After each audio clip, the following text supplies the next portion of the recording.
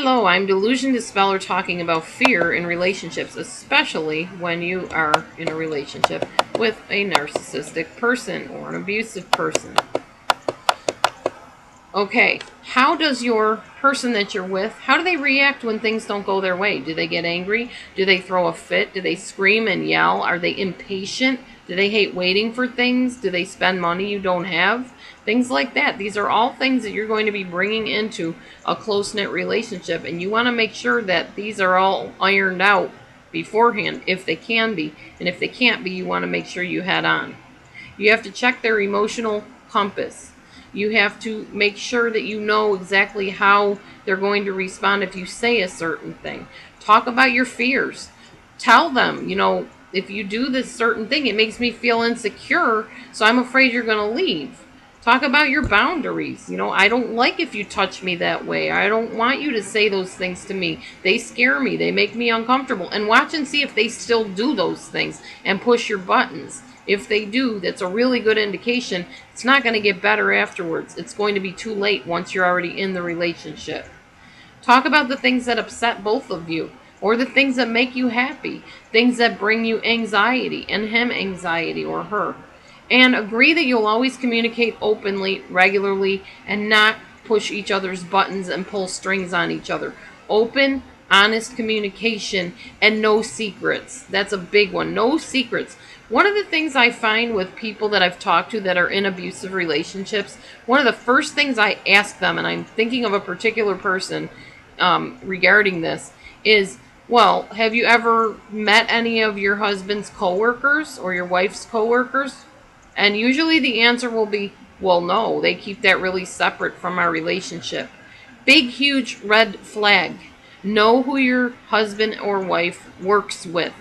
Know who their friends are. If you're in a relationship with them, and this will take some time, which is good because you want to take your time, get to know the people they know. Get to find out what kind of characters they have and what kind of people they're hanging out with.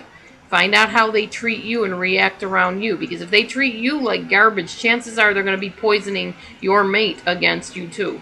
These are all the things that nobody ever told me, so I made a lot of mistakes in dating and in my first marriage and all kinds of stuff regarding not seeing these warning signs. So hopefully I can give you the heads up before you're already stuck in the situation and you can get out. Or if you're in it, you can start with a plan B to get out of it. Okay. Also, think about and picture the worst thing that could ever happen in this relationship. Just go there, like mentally in your mind. It's going to be upsetting at first, but go there and try to think, well, what if one day he woke up and said, I don't love you anymore. I'm leaving. How would you handle that? Be prepared. Forewarned is forearmed, as they say, and that is so true. That's how you develop a plan B before you even need one, but it's always good to have a plan B like that.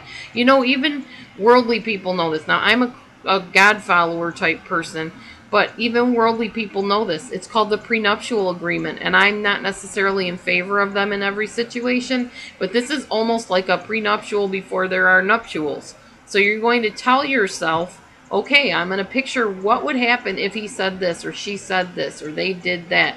And then talk yourself through it and figure out where you would be, what you would do. What would be your options? Could you get another job and move out of the country? Could you move out of state? Would you have children to take with you? I mean, picture every scenario you can think of. That way, when you start seeing your life unfold and your relationship unfold with this person, there's no surprises. You're prepared. Very good plan. I think that's what God meant when he said, without a vision, the people perish. A vision for lots of different things, not just, oh, I want to be a doctor one day or whatever, but also a vision for your future relationships. What are they going to look like? What do you want them to look like? What will you not tolerate them looking like? You need to decide that ahead of time. So you're going to think about the worst case scenarios, and you're going to talk your way through it to yourself. And you're going to decide how you would face it and get through it. So you will be prepared ahead of time. So this is how you face those fears that you might be having. The biggest thing with staying in a relationship with a narcissist is you're afraid of the unknown. And maybe that narcissist has told you a bunch of lies, like you'd never make it without me. Who's going to want you? You can't take care of yourself. If you are in a medically fragile state, You may need to talk to some doctors, some lawyers, some people that are handling your medical case or a mental case if you have any type of mental issues, and see if there are alternatives. Are there assisted living centers you could go to? Are there relatives you could go to if you needed to get out of the situation? Always be prepared ahead of time, because you don't know how life is going to unfold. So that's how you conquer those fears.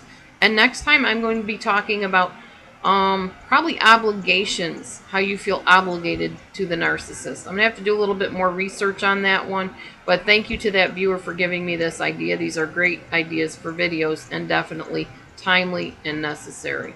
Have a great day. From DelusionDispeller at gmail.com. God bless you.